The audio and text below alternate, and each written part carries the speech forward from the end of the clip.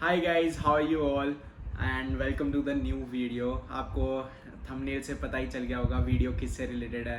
And such बताऊं तो मैं बहुत खुश हूं आज, क्योंकि फाइनली मुझे अपना यूके वीज़ा मिल चुका है। मतलब कब से वेट था कि कब आएगा, क्योंकि जो बाहर जाते हैं इंटरनेशनल, बाहर पढ़ाई करने जाते हैं दूसरी कंट्रीज़ में, उन्हें पता होगा कि कितना लंबा प्रोसेस होता है। फाइनली जब ये वीज़ा आया ना, इतनी खुशी हो रही थी कि सब कुछ चलो हो चुका है अच्छे से। तो मैंने इसी बारे में सोचा कि जो चीज़ें जैसे मैंने कंप्लीट किया है ताकि आप तक भी वो इन्फॉर्मेशन पहुंचा सकूं। तो इस वीडियो में हम बात करेंगे कि वीज़ा की कितनी फ़ीस है, हेल्थ सरचार्ज की कितनी फ़ीस है और टोटल क्या प्रोसेस है। वीएफएस ग्लोबल में जाते हैं जब हम, तो वहाँ पे क्या डॉक्यूमेंट्स रिक्वायर्ड है, सारी चीज़ इस वीडियो में बात करेंगे। और पहले मैं अपने बारे में थोड़ा इंट्रोडक्शन दे देता हूँ कि मैं एक्चुअली यूके जा रहा हूँ। यूनिवर्सिटी ऑफ लिवरपूल से मुझे अनकंडीशनल ऑफर लेटर आया था फॉर इंटरनेशनल बिजनेस मैनेजमेंट। तो उसी के लिए अब मैं 16 सितंबर को मेरी फ़्लाइट है and I am so excited. अब आपको इस वीडियो में सारी चीज़ें मैं इसलिए शेयर करना चाहता हूँ ताकि आपको कोई डाउट ना रहे, सब कुछ क्लियर रहे और आपका प्रोसेस भी स्मूथली हो जाए जैसे मेरा रहा। अगर आपको कोई भी क्वेश्चन हो, वैसे तो मैं सब कुछ क्लियर कर दूंगा, अगर फिर भी कोई क्वेश्चन हो तो नीचे कमेंट डाउन कर देना। इंस्टा पे मेरे को फॉलो कर लेना, वहाँ पे अगर आप डायरेक्ट डीएम कर सकते हैं मुझे। सो होप सो आपको आपके सारे क्वेश्चंस का जवाब आपको यहाँ मिल जाएगा। तो चलिए वीडियो शुरू करते हैं।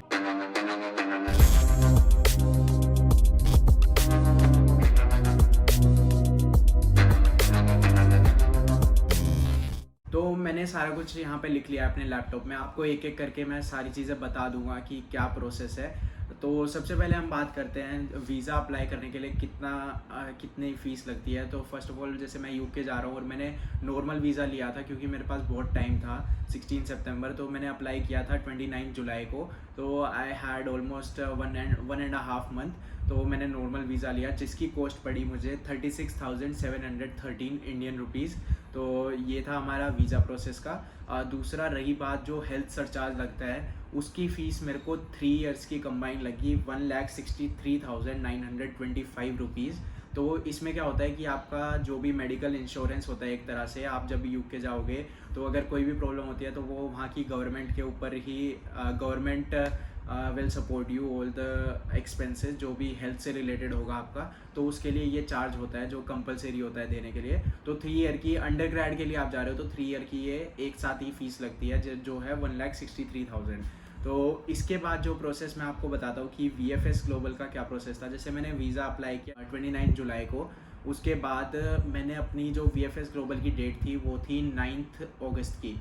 मेरे को बीच में लेह लद्दाख जाना था, तो उसके भी ट्रैवल व्लॉग्स वगैरह आप चैनल पे देख सकते हैं। तो इसलिए मैंने वो ड्यूरेशन बीच में स्किप करके 9 अगस्त की अपॉइंटमेंट ली। अब हम बात करते हैं कि अपॉइंटमेंट जिस दिन हम जाते हैं तो वहाँ पे वीएफएस ग्लोबल में आपको क्या क्या डॉक्यूमेंट्स ज़रूरी हैं, क्या लेके जाने हैं। तो मैंने पूरी लिस्ट तैयार की है। सबसे पहले होगा अपॉइंटमेंट लेटर, जो कि आप जब वीज़ा अपना फिल करेंगे उसके बाद ही आपको एक डाउनलोड पीडीएफ मिल जाएगी जो आपको वीएफएस ग्लोबल में लेके जानी पड़ेगी। सेकंड जो आता है वो है वीज़ा डॉक्यूमेंट चेकलिस्ट। वो भी जब आप वीज़ा बुक कर दोगे उसके तुरंत बाद ही आप वहाँ से डाउनलोड कर सकते हैं चेकलिस्ट। वो मैं आपको शो भी कर दूंगा, आप देख लेना कि वो कैसी लगती है, डिस्क्रिप्शन में मैं दे दूंगा। तीसरी चीज़ आती है हमारी हेल्थ सरचार्ज पेमेंट कन्फर्मेशन। जैसे ही आप वीज़ा अप्लाई करने के बाद हेल्थ सरचार्ज की पेमेंट करोगे तो आपको मेल आ जाएगी। आप मेल का ही स्क्रीनशॉट लेके जा सकते हो, वैसे यूज़ नहीं होता बट ये रखना ज़रूरी है। उसके बाद आता है वीज़ा पेमेंट कन्फर्मेशन। सेम ऐसे ही जो आपका हेल्थ सरचार्ज का आएगा वैसे ही आपको वीज़ा की भी मेल आएगी, तो आप उसका नॉर्मल स्क्रीनशॉट लेके अपना रख सकते हैं डॉक्यूमेंट्स में।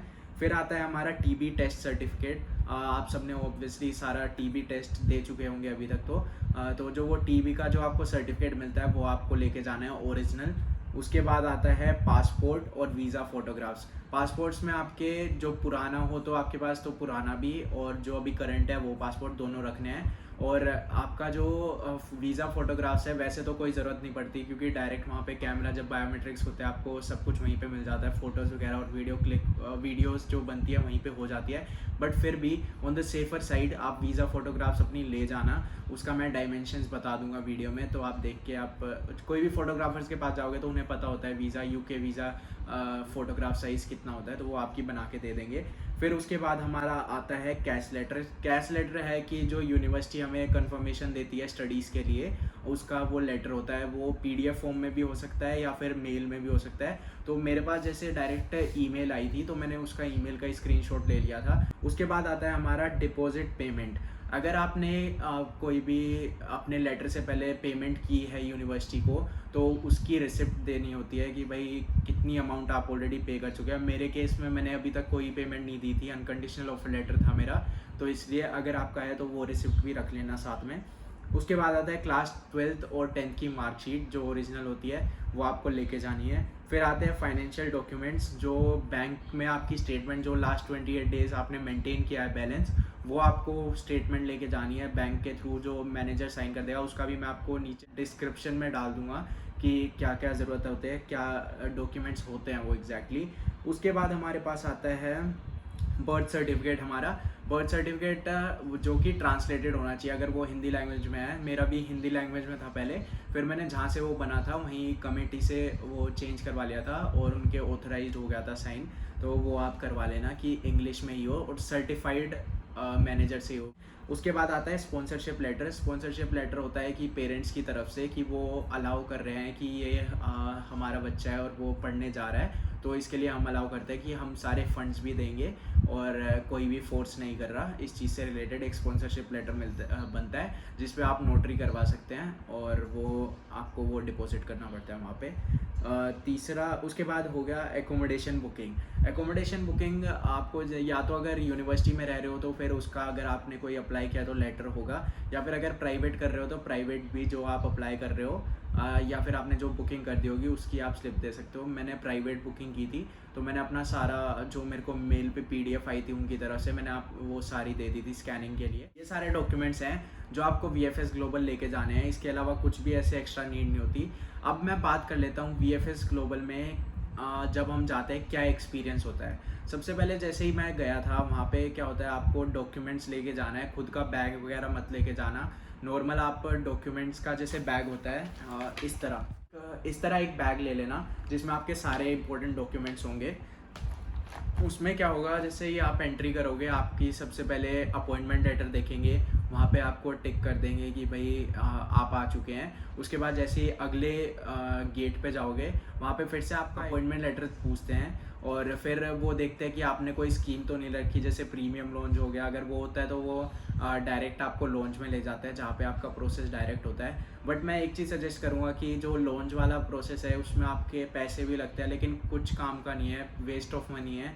क्योंकि मैं अगर खुद का अपना यूके का बताऊं वीएफएस ग्लोबल में, मेरे को ऑलमोस्ट 30 to 35 मिनट्स में मेरा सारा काम हो गया था, स्टार्टिंग से लेके बायोमेट्रिक्स तक। तो आपको कोई नीड नहीं है प्रीमियम लॉन्च की। बस उसमें प्रीमियम लॉन्च में ऐसा होता है कि आपको बस सोफे पे बिठाए रखेंगे और सारा काम आपका वहीं से हो जाएगा। बट आप आराम से नॉर्मल करो, क्यों पैसे वेस्ट करने हैं उस चक्कर में। तो आप नॉर्मल लो और वीएफएस ग्लोबल में जाओ अंदर। उसके बाद वो वहाँ पे पूछते हैं कि आपको कुछ क्या क्या चाहिए। जैसे मैंने स्कैनिंग डॉक्यूमेंट्स स्कैनिंग के लिए पे किया था और एक एसएमएस सर्विस के लिए पे किया था जिसमें आपको बता देंगे। वैसे कोई नीड नहीं होती एसएमएस सर्विस की, फिर भी आप चाहो तो एक ऑन द सेफर साइड आप ले सकते हो। उसकी कॉस्ट थी 1400 रुपीज़ और जो स्कैनिंग थी डॉक्यूमेंट्स की वो थी 1000 रुपीज़। तो टोटल मैंने 2400 रुपीज़ उन्हें पे किया और वहाँ पे मेरे डॉक्यूमेंट जो मैंने आपको बताया सारी ये स्कैन कर लिया था। एक और चीज़, जैसे मेरे पुराने पासपोर्ट में एक वीज़ा लगा हुआ था थाईलैंड का, तो वैसे तो वो पूछते नहीं, लेकिन अगर आपका भी कोई पुराने या फिर करंट में और कोई वीज़ा लगा हो तो प्लीज़ उसका प्रिंट आउट लेके जाना। मैंने उन्हें बताया तो उन्होंने कहा था कि ठीक है वो मेरे को दे दो, तो उन्होंने वो भी साथ में स्कैन कर लिया था। तो कोई भी कंट्री का वीज़ा लगा हो तो वो ये आपके डॉक्यूमेंट्स में हेल्प करेगा कि आप ऑलरेडी किसी कंट्री में ट्रैवल कर चुके हैं, तो ये चीज़ का भी ध्यान रखना कि आप उसको साथ में रखें। तो ये सारी चीज़ें थी जो आपको डॉक्यूमेंट्स रिक्वायर्ड है। होप सो आपको सारी चीज़ स्टेप्स क्लियर हो गए होंगे। अगर फिर भी आपको कोई भी क्वेश्चन हो इससे रिलेटेड कि क्या टाइम होता है टोटल, मेरा अगर मैं टाइम बताता हूँ, टाइम बताना भूल गया। 29 जुलाई को मैंने अपना वीज़ा ऑनलाइन फिल किया। उसके बाद 9 अगस्त को मैंने अपॉइंटमेंट ली थी जहाँ पे मैं डॉक्यूमेंट सबमिट करवाने गया था वीएफएस ग्लोबल न्यू दिल्ली में। उसके बाद 9 अगस्त से लेके मेरा वीज़ा आया 1 सितंबर।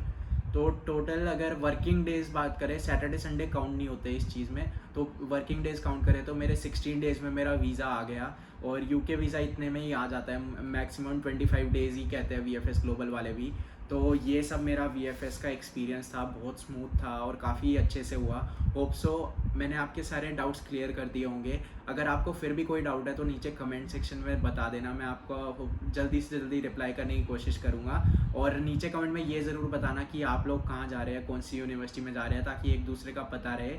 और मेरे को इंस्टा पे फॉलो कर लेना, सारी चीज़ वहाँ पे आपको मिल जाएगी। डीएम कर सकते हैं मेरे को इंस्टा पे अगर कोई भी बात हो। और चैनल को चेकआउट ज़रूर करना, क्योंकि मैं रेगुलर व्लॉग्स भी बनाता हूँ और बहुत अच्छे से कंटेंट कवर करता हूँ। आने वाले टाइम में आप ये भी सजेस्ट करना कि मैं यूके के लिए क्या वीडियोस बनाऊँ, या प्रोसेस जो जो मेरा हो रखा है कि किस चीज़ से रिलेटेड आपको वीडियो चाहिए, मैं आपको वो सारी शेयर कर दूंगा, जल्दी से जल्दी बनाने की कोशिश करूँगा। सो होप सो आपको ये वीडियो पसंद आई होगी। यूके से रिलेटेड ये मेरी फर्स्ट वीडियो है, और अच्छे से अच्छा रिस्पॉन्स देना कि आपको कैसा लगा। आपको अच्छा लगा हो तो प्लीज़ लाइक करना, शेयर करना, सब्सक्राइब करना चैनल को। See you in the next video, till the time take care, bye bye, see you guys. You're never gonna make it, you're not good enough. There's a million other people with the same stuff. You really think you're different? Man, you must be kidding. Think you're gonna hit it, but you just don't get it. It's impossible, it's not probable, you're irresponsible. Too many obstacles, you gotta stop it, yo. You gotta take it slow, you can't be a pro. Don't waste your time no more. Who the fuck